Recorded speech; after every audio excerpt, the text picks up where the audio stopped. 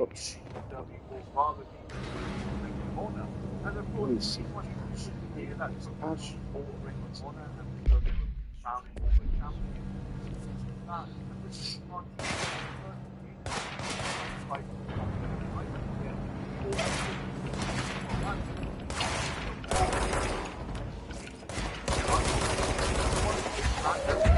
Dynamite main event of all time against one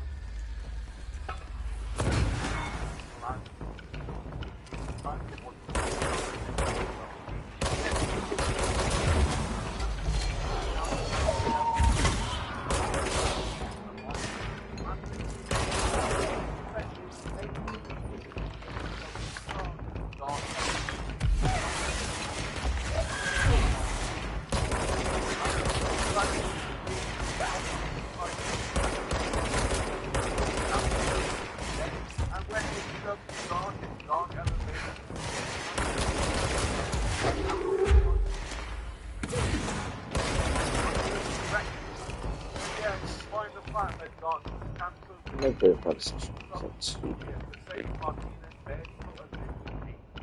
Oh no, it's all.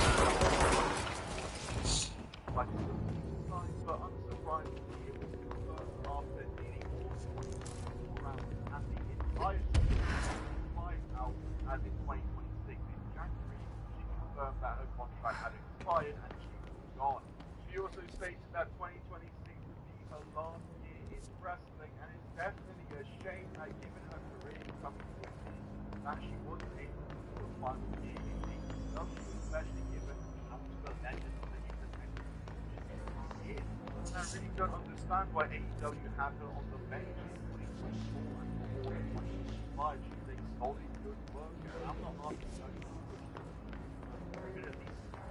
AEW have the same rotation of brothers like they did now. Just like broke Mercedes Martinez in there a couple of times. I don't see the harm. And I'm not the only one that was unhappy with Mercedes Martinez. As Mercedes Martinez herself about Oi! She said, I think it happened last year when being contracted, especially with AEW and not being utilized to my full potential, kind of brought me into that weird headspace of like, am I really, can I still hang with the females? Can I still hang with the top tier? Do I still have a lot to prove? Do I have anything left to prove? I'm blessed for the opportunity that Tony Khan gave me for the last 4 years, but it felt like the last year and a half, almost 2 years, I kind of just sat on the shelf, not doing anything for the company, and it kind of messes with your mind a lot. It kind of makes you wonder, am I worth it? Does he really, want to utilize my talent and expertise? And I can't help but agree with Mercedes Martinez here. I've got to say, surely AEW could have especially used her as a backstage producer or a backstage coach, given how much experience and how long she's been involved in wrestling for. I'm surprised they didn't go that route either. But yeah, Mercedes Martinez is working the independents. Of course, like I said, this is going to be her final year in wrestling, so obviously go and support it and check it out. And I do hope she can get a run somewhere like maybe TNA or MLW would be cool. I think that would be great. And yeah, I definitely do agree that AEW could have done more with her, and it really wasn't her fault in the end that her career kind of got damaged from this. However, this next person I can absolutely blame for how their career went up in flames. Drink is so delicious, we should cheat the devil by baptizing it. That's what Pope Clement VIII said in the 1600s when the advisors brought in coffee and demanded him ban it. They call it Satan's drink, and they wanted it forbidden. But the Pope took one sip, and instead of banning it, he blessed it. See, coffee came from the Ottoman Empire, the Islamic world. Christians and Muslims were enemies. Anything from the infidels was viewed with suspicion. Coffee was dark, bitter, stimulating, and seemed dangerous. So priests across Europe tried to ban it as the devil's work, until the Pope himself had to decide. Here's what's fascinating. What they feared as evil was actually one of the healthiest things they could drink. Packed with polyphenols that protect your brain, support your gut health, and help you live longer. The Pope blessed it by instinct, but science has now proven he was right. But there's a twist. But first, I'm Alex, the founder of Excel Healthy Coffee, and I'm here to offer you a free bag of our ridiculously healthy coffee. You just need to click the link in this video or scan the QR code and tell me where to send your free bag. If you do it today, I'll even cover the cost of shipping, so it's completely free. You won't pay a single penny, but more on that in a minute. So here's the twist. The coffee bean itself is divine. What we've done to it is demonic. Yes, otherwise known as Jack Swagger.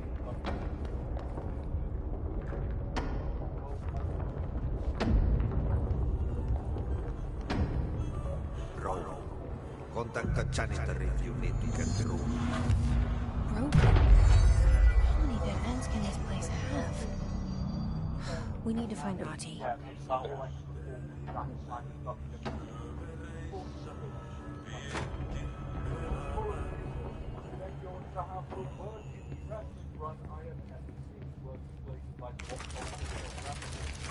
Five-star wrestling places, which, if you know anything about five-star wrestling, for them. And of course, in 2018, he would join the 4th season of Lucha Underground under the name of Chael Sonnen. Nobody didn't fit in with Lucha Underground whatsoever. The match host rejected it. The matches were boring. His character was boring. He was Underground World Champion, and let him be the final ever Lucha Underground World Champion. You know, I still can't believe that and it just leaves a sour taste in my mouth. You know that Lucha Underground, such a great show, like that, with Jake Strong as the world champion. Who wanted that? Who wanted that? And yeah, I kind of figured that Lucha Underground would probably be the last time he was ever on a wrestling company, but inexplicably, Jake Hager somehow managed to make his way to AEW, the newly formed AEW in 2019 to be precise. As on October 2nd, 2019, the debut episode of AEW Dynamite, the show would close with the days of Jake Hager as he aligned himself with Chris Jericho, Ortiz, and Santana, and Sammy Guevara to form the Inner Circle. And looking back at this moment, man, it's just crazy to think they ended their big first show with the big angle of Jack Swagger's debut. It's also funny because looking back, I remember people thinking, really? Jack Swagger? You're going to debut Jack Swagger on your first big show? Like, you're a new company, I'm willing to give you a chance here, but really? That's a strange decision. And it is, because Jack Swagger or Jake Hager is quite potentially, especially at this time, the most WWE, non-WWE wrestler who was out there. Yeah. Maybe other than Chris Jericho. And when AEW is newly formed and trying to build themselves as the alternative, I feel like Jake Hager, Jack Swagger is just the last kind of name you would need to sign. He's very late in his wrestling career by that point. He hadn't been too active since leaving WWE and since Lucha Underground ended. And as we saw in Lucha Underground at the end of his WWE run, he was not an exciting or compelling worker, so it's just beyond me why AEW signed him. But I think we can probably guess it was just a Chris Jericho favor hire, let's be real. So yeah, he would exist as a member of the Inner Circle, and it was always funny watching any time they would announce a Jake Hager match and watching people try to pretend to be excited about it. Like, oh my god, he's facing Cody Rhodes for the TNT title. Like, yeah, bro, that's a match that's Cody Rhodes versus Jack Swagger. Care about that? I also remember him having a really boring match with John Moxley, and they had it end the match with the world title. It was funny in the match when all the arenas were empty. And yeah, these matches I remember not being good and pretty damn boring. And Jake Hager solely existed to be a member of the Jerichoverse and really for nothing else. Genuinely the one thing I remember that Taylor ever used in AEW was that MMA kind of cage match versus Wardlow during the feud with the Pinnacle. That was absolutely, and that is the only way to be a part of that. Other than Blood and Guts, which is hilarious to say that Jake Hager has a 5-star match with Dave Meltzer because of that match.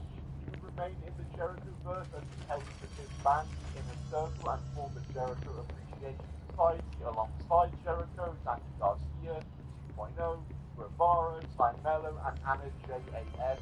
Remember they changed her name for that shit? And yeah, like I said, he just served no purpose in AEW.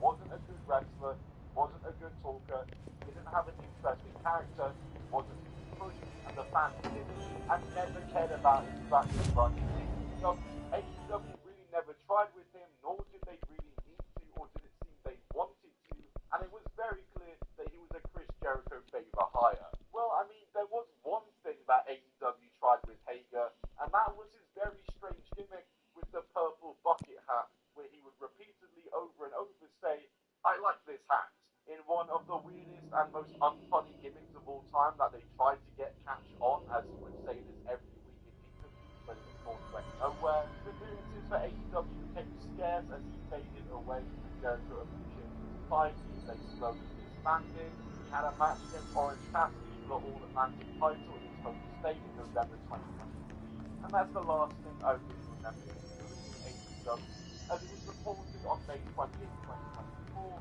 that he was on from AEW. And since leaving AEW, Jake Hager has somehow got up to even more escapades and kept his name in the headlines somehow.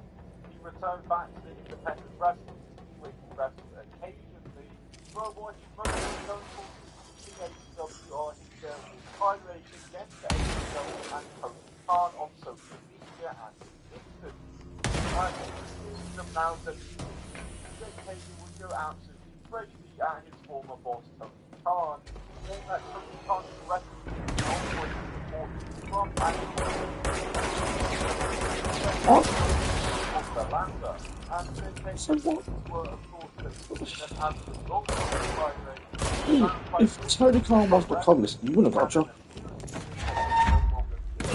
for them.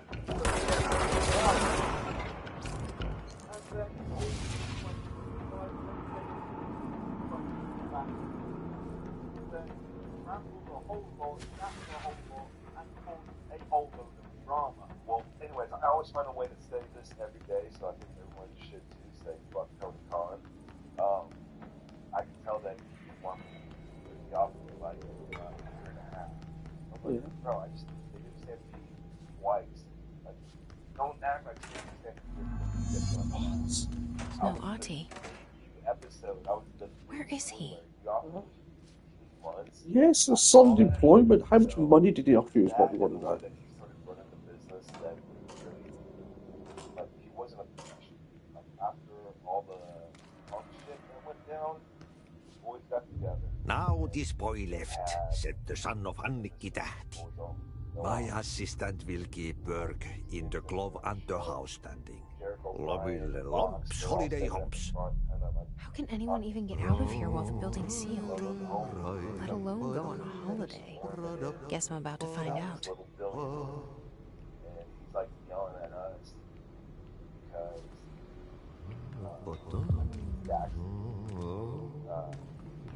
cash is good. They want to come in, they're like storylines that we just never do that yet. It's like, listen, I'll put you in a 6-man, 6-minute show, you're gonna do it. Just like, all fun. I still do this thing, which I think was a lot of things. But like, he's told this kid, you're gonna film in a 6-man in 6 minutes, but then you're gonna honor him with retirement. Right now, so you're crying one half someone else who isn't crying. Dude, that's called shitstorming. So,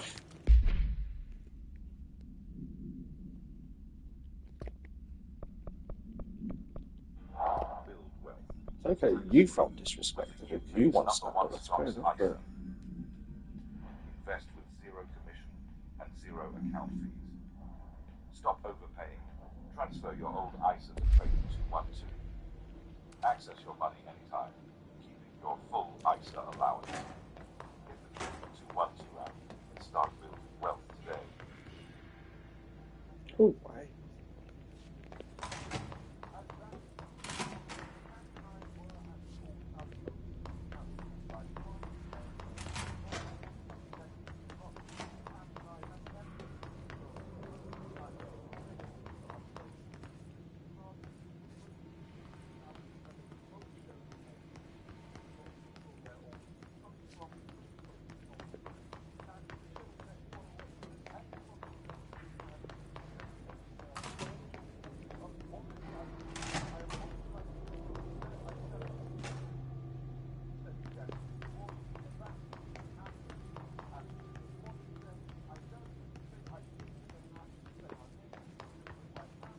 Yeah.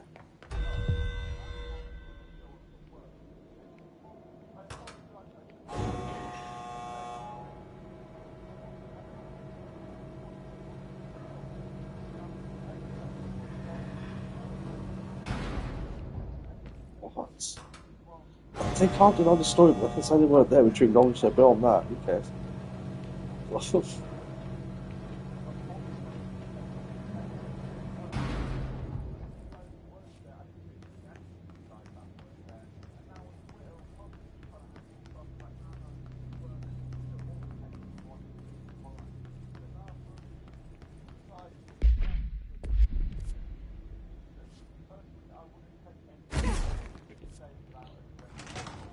Don't drop it. Itching for some real action. I'll watch you pass that. Retired from pro wrestling, though he also recently stated that he would be open to making a wrestling return, just not for one promotion, which I'd have to guess is obviously 5-star wrestling. Yeah, Jake Hager, for my money, may be the worst ex-AEW signing of all time. The way they debuted in such a big way on the first episode, it's Jack Swagger, for God's sake. Who ever thought that would be a good idea? But yes, for me, Jake Hager is the worst ex-AEW signing. The worst signing has already lost from AEW. That's how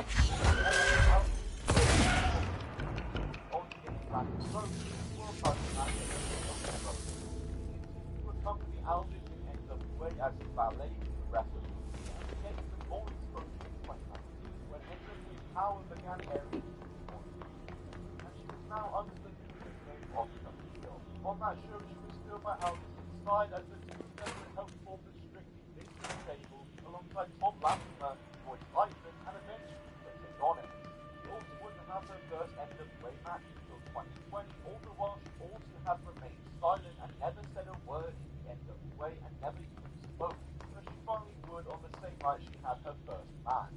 The next appearances and matches for the NWA though were delayed as the pandemic took them off the air, and when the NWA did eventually return to air, the roster was much thinner, and so an opportunity for the heel to break through was presented, as NWA would very much take that, and on their return show back to the attack, Thunder Rosa, who was the top female in the NWA, and was on her way out of the company. This win against Thunder Rosa earned her a shot at the NWA Women's World title, which she would challenge so for and When Our Shadows Fall. And Camille would get her biggest victory as she won the NWA Women's World title from Serena and from the as the top female in the NWA, and she was on top by a lot. There was nobody anywhere near her level on the roster for a long while. Bill Dixie would also actually make her first appearance for AEW on Dynamite. Remember the match later heard at the upcoming NWA Power Day. The NWA and only also played hard and with a great interest in NWA, the aforementioned match and the great match and a big hit on the show. He'll of course retained and then retained again the next night on NWA anniversary show with Chelsea. It was then the lights and retained her belt against the likes of Alice Rail, Melina, Becky Page, Sierra Spicy Ray, Chelsea. And on the 1-year anniversary of her reign, Titan King out in Respect 2022, the deal was having a dominant reign and Shit. What now? that disbanded and Nick Aldis departed the company, so the appeal more or less to keep the top name in the company as a result. And no, don't even think about trying to argue with comments that I'm wrong, and it was actually fine. Don't even try. J Bell, a rated excellent optional. Yeah, fuck you, bro. AJ Bell.